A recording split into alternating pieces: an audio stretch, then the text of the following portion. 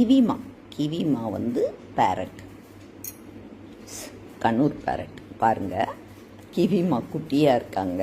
என்ன அழகாக உட்காந்துருக்காங்க பாருங்கள். ஈமா மேலே குட்டியாக இருந்ததுனால அதுக்கு பயமே கிடையாது. அது வாட்டம் உட்காந்துக்கிடுச்சு. இதுவும் அது மேலே உட்காந்துக்கிடட்டும் அப்படின்னு ஜாலியாக என்ஜாய் பண்ணிக்கிட்டு இருக்காங்க.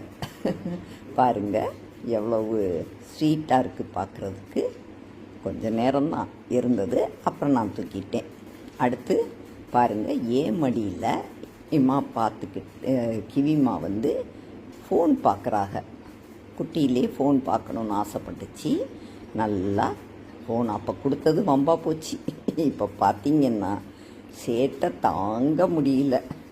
என் கூட எந்நேரம் விளையாண்டுக்கிட்டே தான் இருக்கும். பாருங்கள், நோண்டுது. அடுத்து பாருங்கள், இப்போ கொஞ்சம் பிக்காயிருச்சு. அதுவாக ஏமாட்ட போகுது. அப்படியே பார்க்கும், விளையாண்டுக்கிட்டே இருக்கும். ரொம்ப க்யூட்டாக இருக்கும் பார்க்குறதுக்கு. அப்படியே ஜாலியாக ரெண்டு பேரும் என்ஜாய் பண்ணிக்கிட்டு இருப்பாங்க எந்நேரமும். குட்டியிலே பயப்படாது பாருங்கள்.